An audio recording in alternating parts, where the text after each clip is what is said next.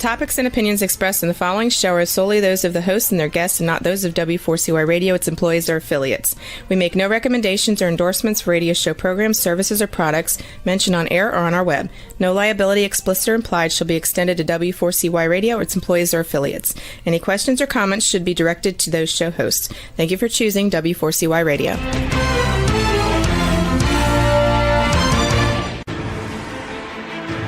What's working on purpose anyway? Each week, we ponder the answer to this question. People ache for meaning and purpose at work, to contribute their talents passionately and know their lives really matter. They crave being part of an organization that inspires them and helps them grow into realizing their highest potential. Business can be such a force for good in the world, elevating humanity. In our program, we provide guidance and inspiration to help usher in this world we all want, working on purpose. Now, here's your host, Dr. Elise Cortez.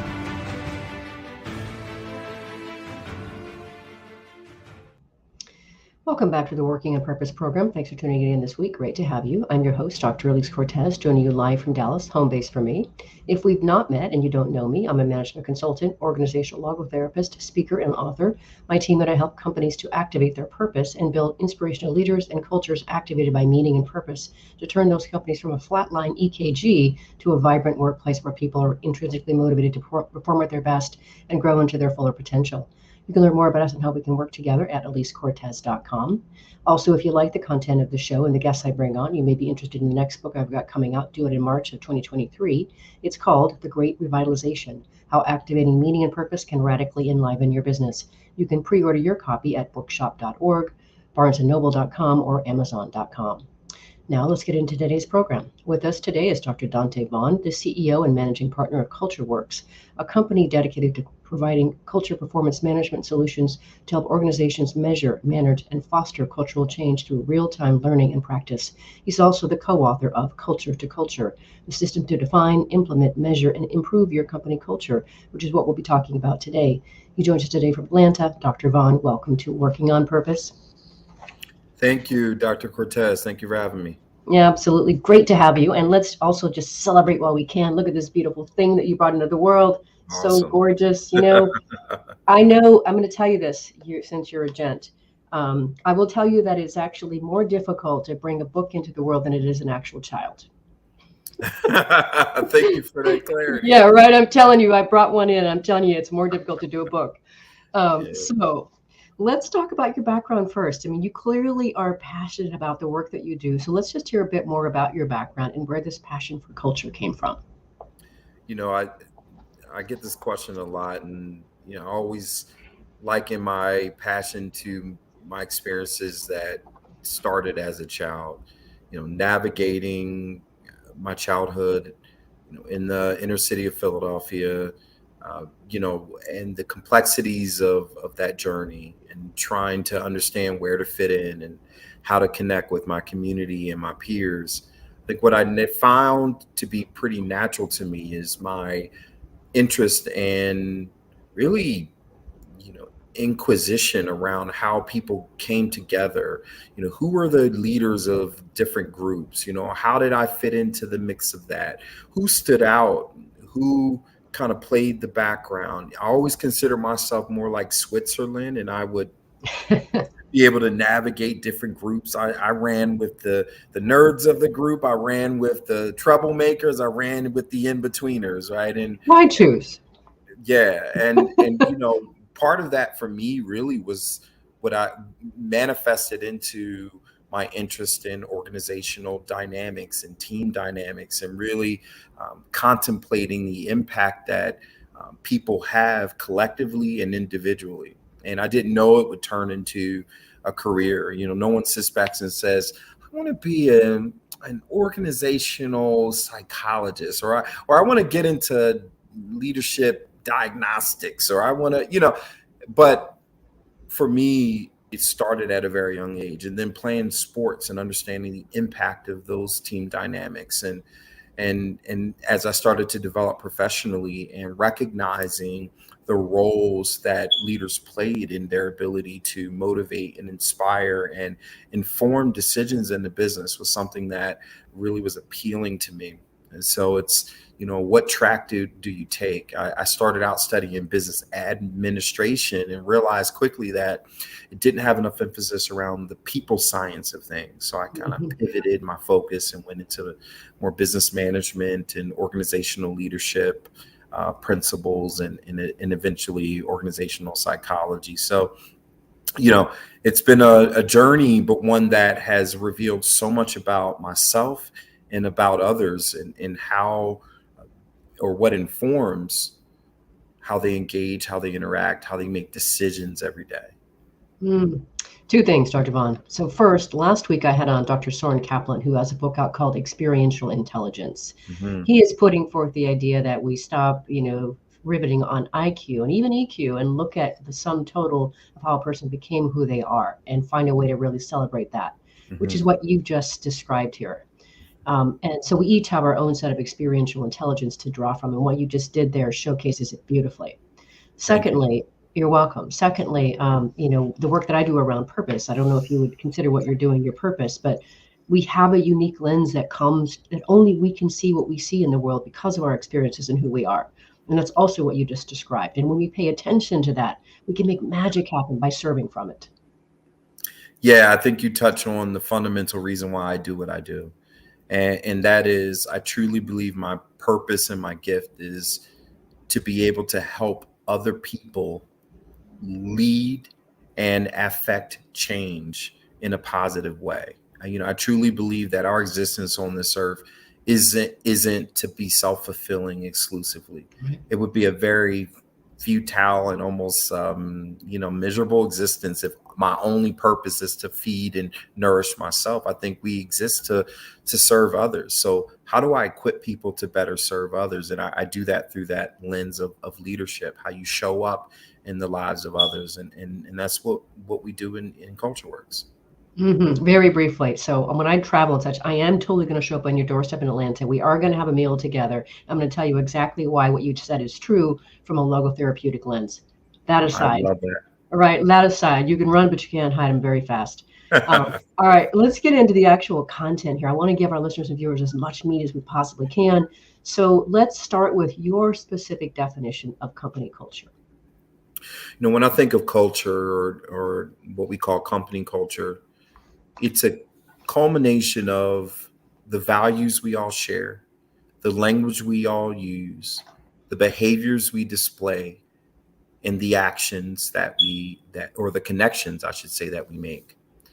So values, behaviors, language, connections, that's what makes up culture and what we share between those various connection points.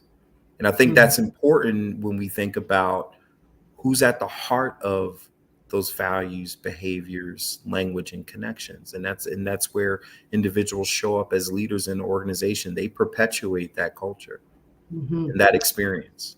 And then, of course, we have to take it one step further. I believe it was Peter Drucker who uttered the very famous phrase today that culture eats strategy for breakfast. But from your vantage point, why is that so?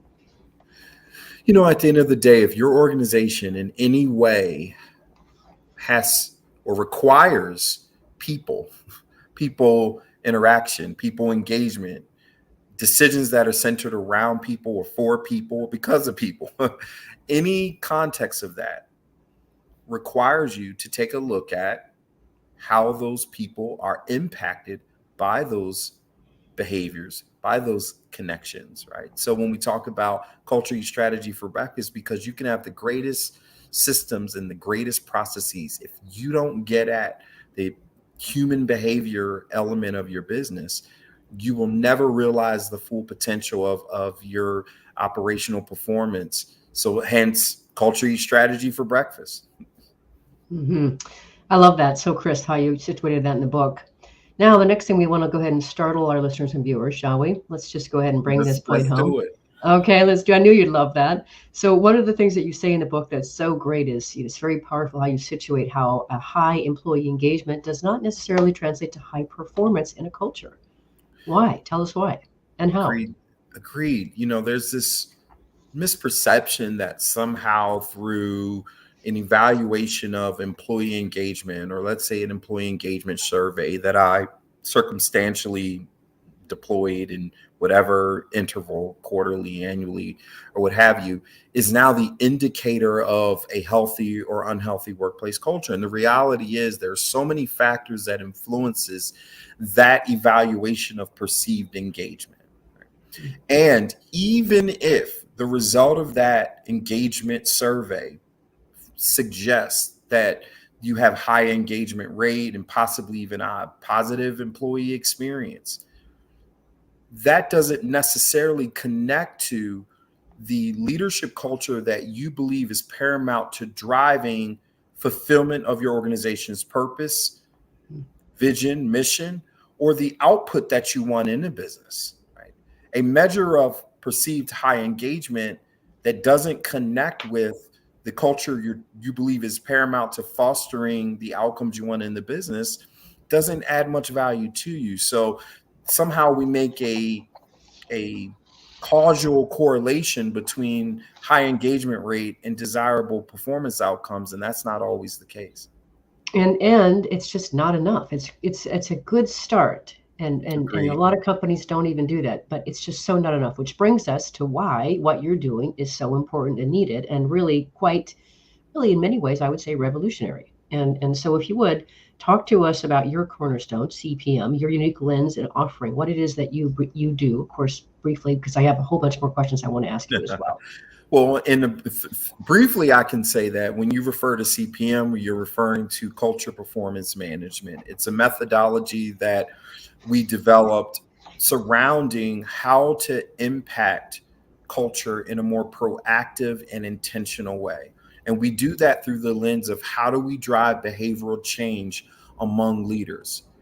How do we establish a common language and understanding around what it means to foster a desirable leadership culture? And that's not my ideological view of what's desirable. That is what your organization believes is essential for it to perform at its highest level.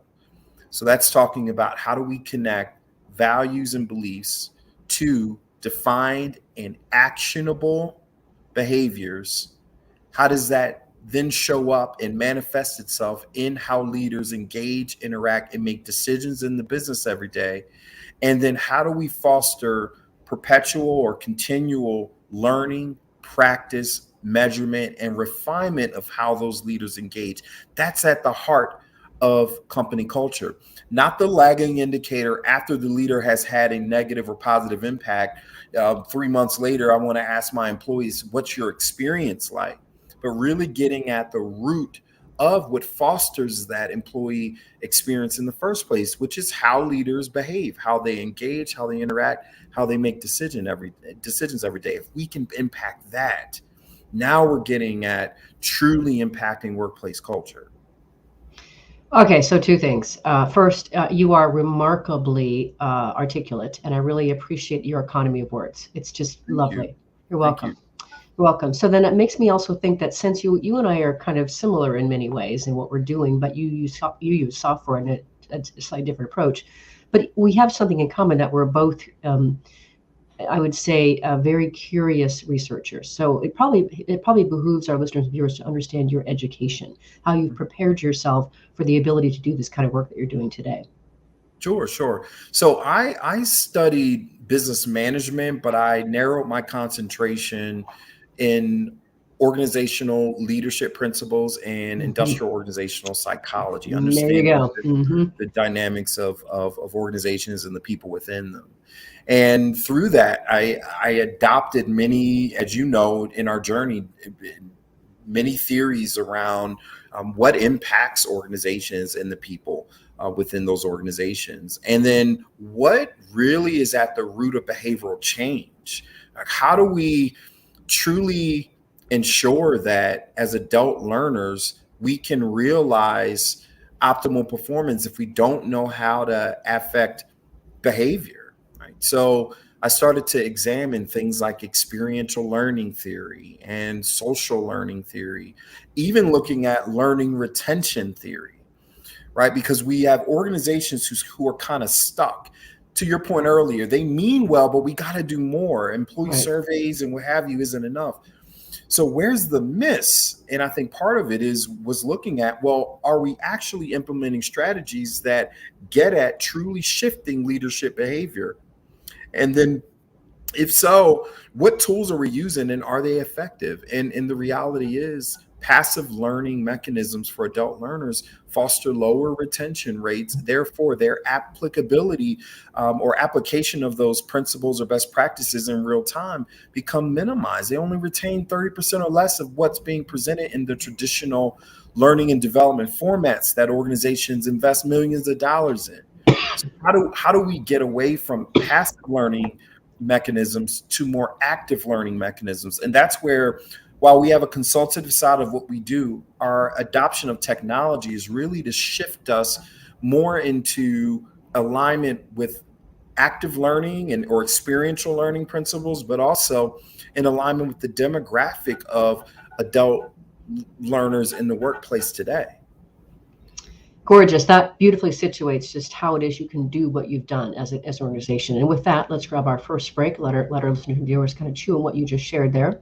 I'm your host, Dr. Elise Cortez. We've been on the air with Dr. Dante Vaughn, who is the co-author of Culture to Culture, the system to define, implement, measure, and improve your company culture. We've been talking a bit about his background. What does company culture mean? Why is it important to measure and manage? After the break, we're going to get into the steps that are involved in the way that he and his team actually help companies to operationalize their culture. Stay with us. We'll be right back.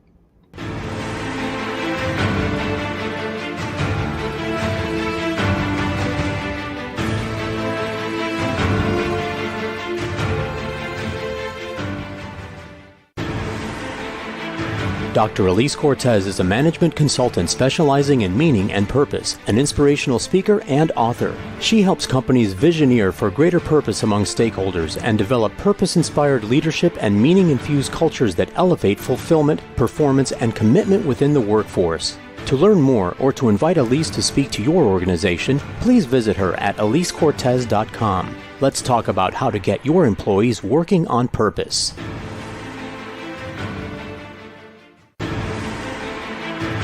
This is Working on Purpose with Dr. Elise Cortez. To reach our program today or to open a conversation with Elise, send an email to Elise, A-L-I-S-E, at elisecortez.com. Now, back to Working on Purpose.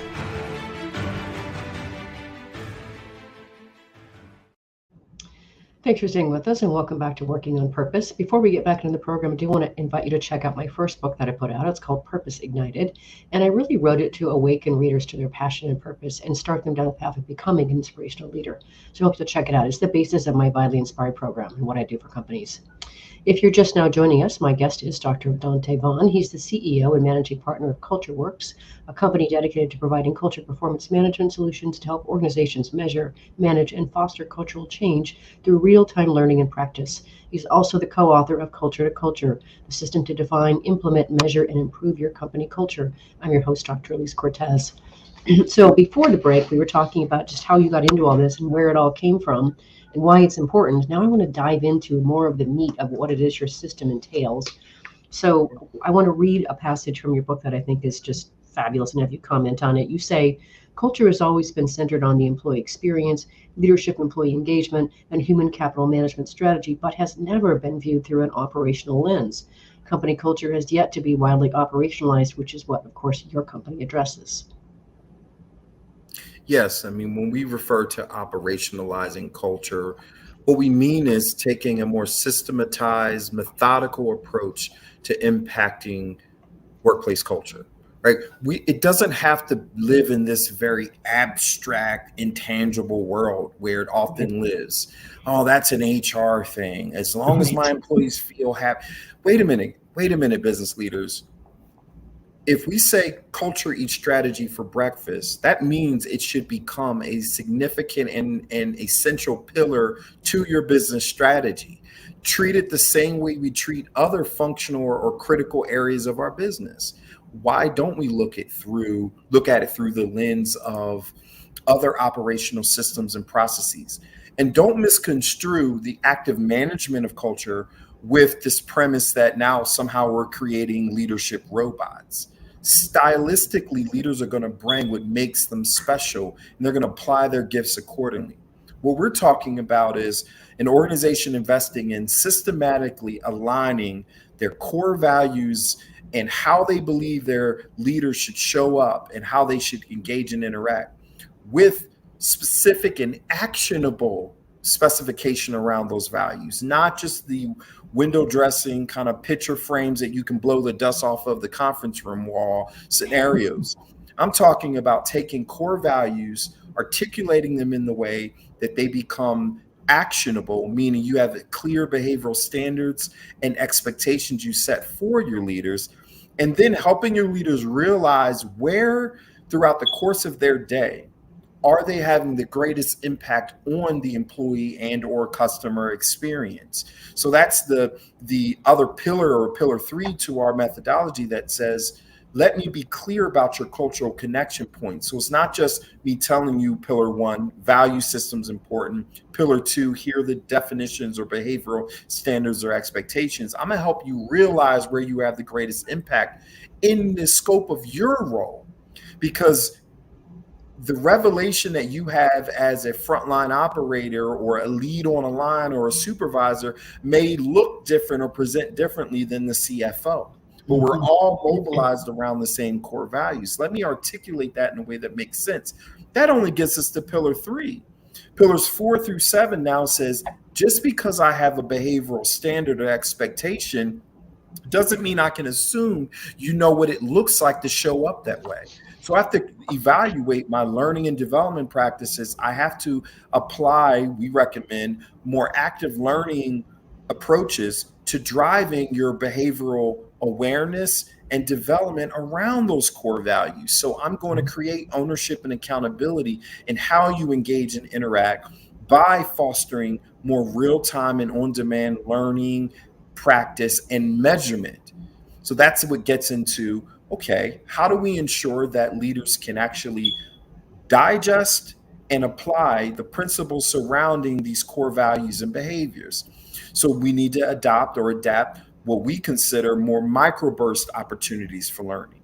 It's kind of like looking at the analogy of you learning a sport for the first time, or you're playing on the team and you're at bat. The greatest impact that I can have through experiential learning is not just in the videos you watched before the game or the textbooks you read about playing basketball or being a batter, or a pitcher. It's about the feedback that you get in real time. Right before you go out on the field, someone whispers in your ear and says, hey, don't forget about your stance. Don't forget about your position. Don't forget about your swing. And then you go out and you remember those principles and practices, and you try it out. You practice it based on what you understand is going to be important for you to hit the ball. And then right after you swing, sometimes you strike out, sometimes you hit a home run, and you leave that. And now you're going back to the dugout. And what happens? The coach is in your ear. Your team members are in your ear saying, man, great job, great swing. Or, you know what, man, I could see your body, your posture was off, your eye wasn't on the ball, whatever the opportunity for improvement. Then that player gets to go back out on the field and refine one's approach so that he or she or they can become effective in their role and whatever that looks like. We adopt that same principle or approach in how we recommend mobilizing leaders around those behaviors. How do I ensure you create consciousness around how I should show up as a leader, have some best practices in real time in the midst of you conducting your business, right before your daily walkthrough, right before your operations meeting, right before your floor walkthrough? What does that look like to be intentional about practicing the core value of trust or integrity or discipline? And then what opportunities do you have for feedback and self-reflection, right? At the heart of behavioral change, I have to have awareness of the opportunity or for improvement. I have to have a moment of self-reflection or evaluation of how I think I showed up and how I impacted. I need a moment of feedback or some outside perspective that I can bump my perspective up against in order to validate where the gap is and then try to drive performance or improvement. That's the premise of coaching. So I think we've adopted all of that in those pillars. Really, pillars 4 through 7, 4, 5, and 6 are about learning, practice, and measurement. And then 7 is refinement. Refinement in the context of continuous improvement. I'm going to go back out and I'm going to learn and get better at it over and over again. Now I'm getting at the heart of behavioral change, and I'm getting at the heart of impacting the employee experience, so that by the time that survey hits, one, I know what questions to ask because I'm basing them off of behavioral standards and definitions that connect with the culture I'm trying to drive, not a random survey I picked off a Survey Monkey. And then 2, I'm actually bumping those results against what my leaders are intentionally and deliberately practicing and refining every day to perpetuate that experience. That's real impact to company culture. Fantastic. You just took us all the way through your pillars as well as the CPR thing. So since this show is one part education and one part inspiration, I want to go back and just recap a couple of things that you said. I want to make sure that our listeners get. So the CPR you used to address company culture. You already just said it, but it really speaks to the consciousness, the practice, the results. I just want to bring that back home. And as a conscious capitalist, as somebody who actually really believes strongly in conscious leadership, conscious culture, of course I resonate with that. But I wanted to start with that. So anything else you wanted to say about how you administer CPR in a company? Yeah, the reality is not every organization is equipped to navigate full culture transformation in the context of deep behavioral change. And we do work with organizations who are seeking all levels of change, including full transformation, top down.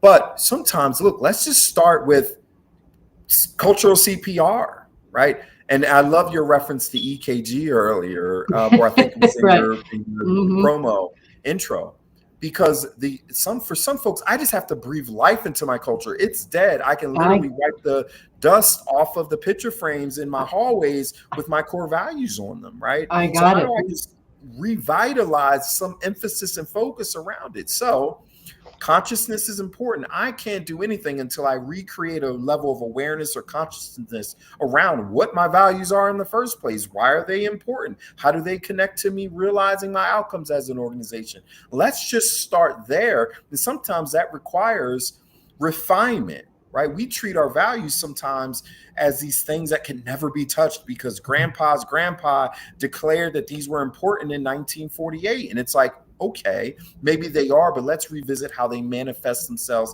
into how we operate today, right? So breathing life and creating consciousness, that gets into a lot of work up front around a value alignment, but also in communication and re-energizing folks around what that looks like.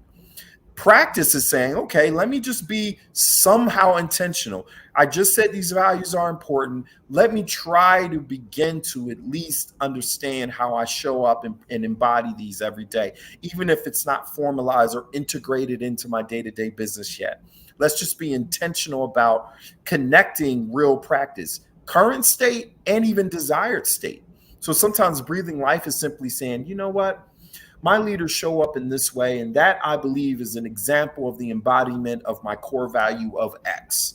That is a connection to real practice. It makes it real. It makes it tangible for you. And then what's the impact, right? Until you connect to impact, you never really understand the true value of it. It still remains somewhat abstract. What's the impact? And if you can start to connect with everything from the subtleties of impact, from the smile on the individual's face, to how you're starting to see upticks in productivity or other areas that are more fiscally measurable. Connect to impact so that you're inclined to then want to invest more into it. Breathing life into it is really a way of deciding how important this really is to you. And then you can then explore, okay, adopting more of a culture performance management system that's sustainable.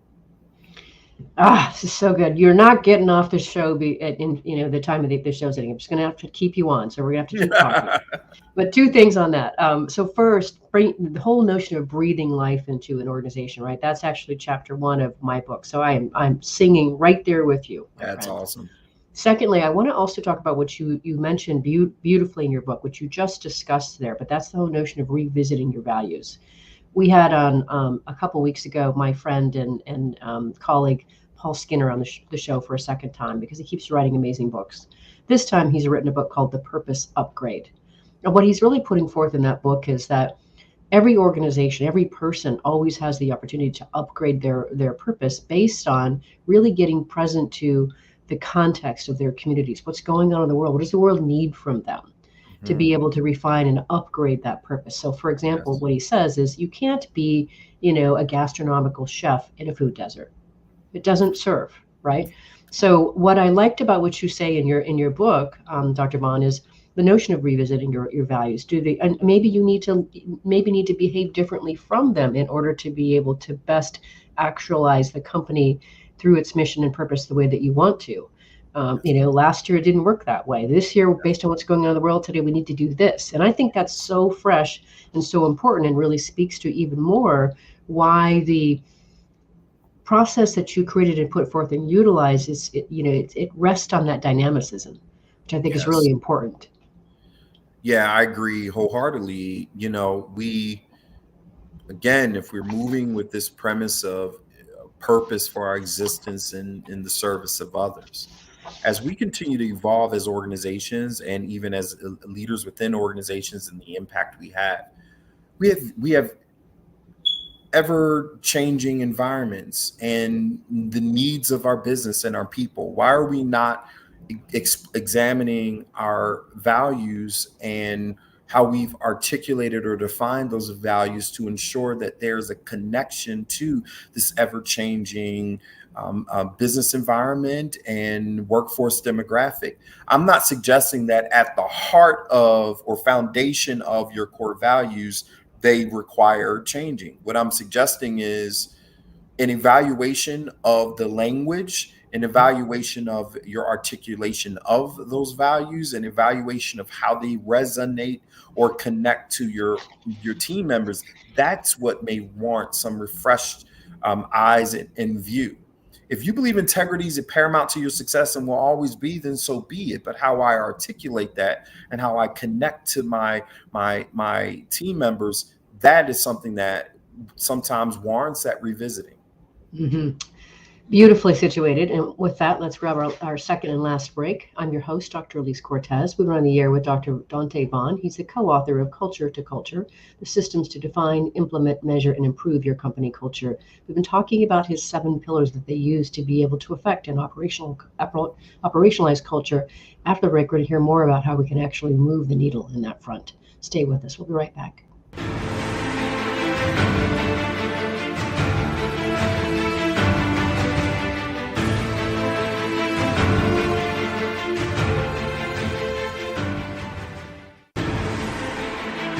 Dr. Elise Cortez is a management consultant specializing in meaning and purpose, an inspirational speaker and author. She helps companies visioneer for greater purpose among stakeholders and develop purpose-inspired leadership and meaning-infused cultures that elevate fulfillment, performance, and commitment within the workforce. To learn more or to invite Elise to speak to your organization, please visit her at elisecortez.com. Let's talk about how to get your employees working on purpose.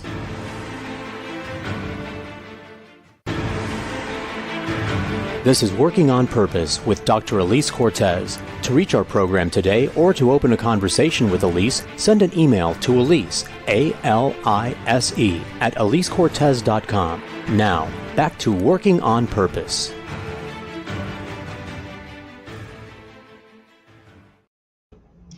Thanks for staying with us and welcome back to Working on Purpose. One other bit of news that I want to share with you is that the anthology that I curated is out. It's called Passionately Striving and Why. It is a collection of stories from 25 women from around the world, from Australia to Zambia, that I personally recruited. And I got them, believe it or not, to share their very intimate story of how they discovered their purpose and are now serving from it. So it's very inspiring, very educational. I hope you check that out. I am also looking for men for another volume if you know anybody who fits that category. If you're just joining us today, my guest is Dr. Dante Vaughn. He is the CEO and managing partner of CultureWorks, a company dedicated to providing culture performance management solutions to help organizations measure, manage, and foster cultural change through real-time learning and practice. He is also the co-author of Culture to Culture, the system to define, implement, measure, and improve your company culture. I'm your host, Dr. Elise Cortez. So for our listeners and viewers who are probably chewing on all the good information that you just gave us, I want to first, before we go further, I do want to summarize your 7 pillars of your CPM system, just so they know. Awesome. Select, define, connect, learn, practice, measure, and refine. And what I appreciate too is how tightly you have organized your book so that each of those pillars is actually explored in a singular chapter. It's beautiful, stunning. Oh, so that's how you write a book. I love it. Okay, so now, because I'm such a geek, you and I share that whole geek mentality and approach to life. I do want to hear more about your pillar 4, learn, especially the strategic learning environment. I really appreciated how you situated, the various ways that we can attain knowledge and how various people learn. And I think that's very useful, because one thing we have to recognize, listeners and viewers, is that imagine your company is not static. As you have developed a great culture, people are going to come and go. So you've got to keep learning and training those new leaders that are coming in, and also inculcate that throughout the organization. It's a constant moving engine. So I want to talk more about that, Dr. Vaughn, if you would. Sure. I mean, when we think about learning and we think about the human experience, right? Our learning approach is still underpinned by, ensuring that there's an experiential or practice approach to it. However, first we need to ensure we have a understanding of the principles that we want applied in real time. And to do that, we have to present information so that they can translate that information into knowledge. And to do that, we have to ensure that we're aligning with different learning styles. Some are more auditory learners, some are more kinesthetic learners. How do we ensure that we present materials in a way that further encourages retention and application? So we always apply a read, see, hear, do framework to our curriculum within our software. Everything is microbursts. In other words, it's presented in small formats, simplified to an extent that it can be digested within a few minutes and then applied.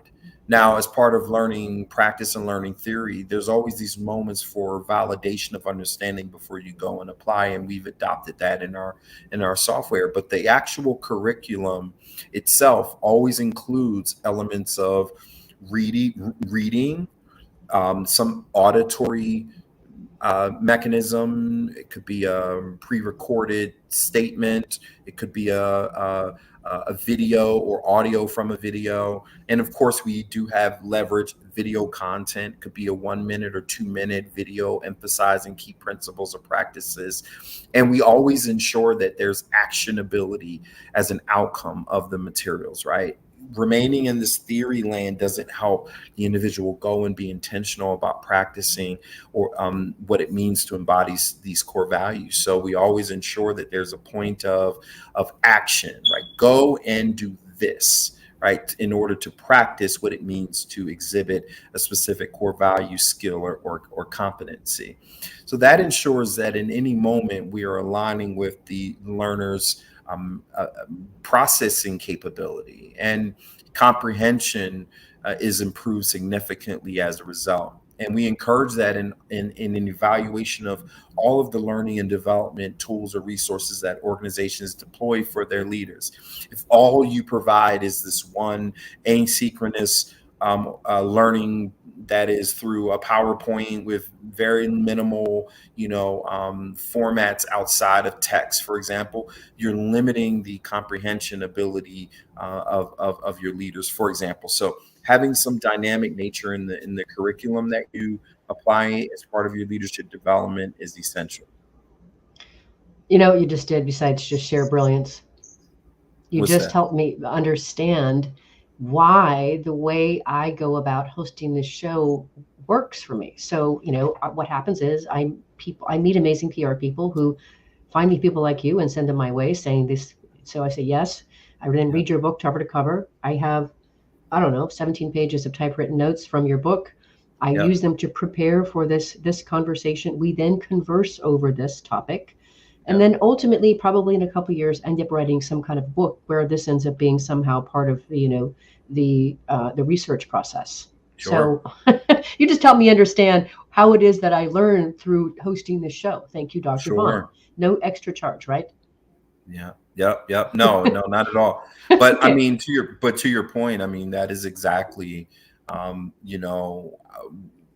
you're able to then comprehend right? I'm of a similar kind of construct of learning in that I've never was the memorizer of visual content. I'm the person who's more of a visual and auditory learner, and I have to actually process and comprehend, which if I'm taking notes, I still till today still am a bit antiquated. I do use a electronic tablet, but I take notes, not for the sake of referencing back to them, for the sake of comprehension, but then it's through note taking, repeating the notes in an auditorial way, and then reinforcing those principles, and then having dialogue around all those things. In our book, we provide a learning retention pyramid, and it takes you on that navigation between the passive learning channels of reading and lecture and even discussion, all the way to how do you take those points of learning and drive it in a more real, tangible, experiential way. You're going to walk away from this dialogue, just like I will, with things that will remain with us as part of our experience, right? So, well, the other thing that happens, which would also be illustrative of what you just said there, is invariably, as I continue to work with organizations on their culture and their leadership, I end up working with the individual people. And then, and that, depending on what they say, I might say, oh my gosh, I just had a person on my radio show last week. This is basically what they said. I'll share the episode with you. So then in the explanation and sharing of that, there's another level of acquisition, because now I'm kind of teaching back something that I learned in the moment. Yes, that's the magic in experiential learning and practice. I mean, and doing so in a way that's the leader in you, that makes you inclined to share those best practices. And then through that, you have social learning theory. I mean, over time, those people grow to understand and expect how to be engaged with and so on. They also recognize the impact of that, and they start to adapt or adopt those similar behaviors. And over time, it becomes reciprocal. I get a lot of questions of, well, you only work with the leaderships. Well, the leadership team is responsible for fostering this culture. But in that experience, individuals at the front line who are not necessarily in a technical leadership position still have a power of influence over the culture, both in subcultures that are being perpetuated by informal leaders that assume roles among groups, but also because it becomes a standard by which everyone is engaging and interacting. And so that's the premise. Okay, so we have a little bit of time left here. I'd like to do two more things before we get to the end here. One is I want to situate this, as you call it, the $1 million question isn't how do I make my culture perfect? It's how do I develop the executive management team to embody the standards of behavior that align with the organization's values, and how do I develop and retrain them? In other words, operationalize the culture. So I want to, that sort of is a way to be able to emphasize what you just said there about working with the leaders. Yes. Anything else you want to add to that, though? At the end of the day, if individuals are struggling with, okay, so how do I wrap my hand around this, right? I think going back to almost the premise of the CPR concept, first, you have to have the revelation that, you know what I've been doing has been less than effective, or has been limiting in what I believe the real potential is of my organization or my leadership culture within my organization. And if you have to have an honest look at, okay, I'm not happy with where we are, and I believe we have the potential to be greater. And once I have that revelation, making the commitment to take action. And the first step in that, if you want to be sure about, are you close to where you want to be, is to reflect on the successes that you've experienced through the lens of how your leaders have driven that success, and where have you seen failures? Where's the gap? And part of that exercise helps you start to arrive at, are the values that I remember or don't remember connected to what's driving my success? And if the values I do have were better defined, better communicated, better reinforced, would I have encountered the failures in my business that I just reflected on. In either scenario, what you'll start to realize the importance in revisiting this conversation around leadership culture, around these core values that should be driving our engagement, our interaction, and our decision making. So as a starting point, I think that's a safe way to start to navigate something that seems so large of a feat or long of a feat to tackle. So as you were talking, I was getting present to, in my experience, and you might have a different experience, it seems to me that the people who become motivated to want to work with you or me on culture, or anybody that works on culture, it seems to me they have to be at either one end of the spectrum. Either they're in pain. I mean, their business is failing. They cannot keep people. People are not, performing. Yep. So there's a pain point, and that's where I got several of my customers in 2021. By the way, Sure. The other seems to me the other end of the spectrum is those people that are already forward-reaching. They're reaching for that higher way of operating, and they're looking, how can I be best in class? Yes. Have you experienced something different? No, I would say it's very similar, and I would say those who are in the middle are solely exploring solutions like ours because of pressures that have mounted from investors or from consumers, or even their supplier of larger organizations who are now putting greater emphasis on what's your culture system? How are you fostering this culture you claim? And those people are kind of playing in the middle. I think, to your point, they're starting on one end of the spectrum or the other in most scenarios. And in either place, I say, okay, whatever the motivator is, please understand that what we're talking about here can be significant in how your organization shows up in the future, how your leaders are impacted. This becomes, as you know, transformative in individuals' lives, both personally and professionally. Absolutely. Yeah, so I'm out to be able to help create cultures where people actually want to come to work and do their best. This is where people actually realize their potential. You cannot do that in a substandard operating company. So That's right. All right, with that in mind, here it is. We managed to come to the end of the show already. It goes by so very fast. So, Dr. Vaughn, you probably know that the show is listened to or watched by people all over the world, and they are looking for that. They're looking to either be part of an organization or to help steward an organization where people have that experience, where people do get to realize their potential and grow. We develop those inspirational leaders that help steward them to their greatness, and we do business that betters the world. What would you like to leave them with? No, I'll leave you with this. If you connect all the way back to your existence as an organization, you would be hard pressed to not realize the importance of investing in the human experience, not through the lens of trying to simply sustain individual happiness, but to help keep people grounded to purpose within themselves, in fulfillment of the purpose for the organization at large. And to do that means you have to have an authentic, honest, transparent look at how you and how other members of your organization show up every day, and help people remain connected to that. And oftentimes it's going to require you to take a hard look at your understanding and connection to your purpose as an organization. So I encourage you to take a look at that and take a step back and say, okay, why are we doing this? Why is this important? And when you're ready, that's when you call people like Dr. Cortez and Dr. Vaughn at CultureWorks.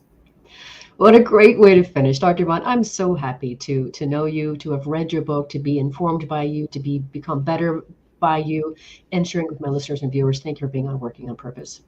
Thank you for having me. Listeners and viewers, if you'll learn more about Dr. Dante Vaughn, his book, or the work he and his team do at CultureWorks, start by visiting their website. It's getcultureworks.com. Let me spell that for you. So get, G-E-T, culture, and then works, W-O-R-X.com. Last week, if you missed the live show, you can always catch it via recorded podcast. We were on air with Paul Magnoni, head of Global Strategic Alliances of Google, and Christopher Frank of Decisions at American Express, where he has focused transforming the speed, relevancy, and impact of insights to influence marketing strategy.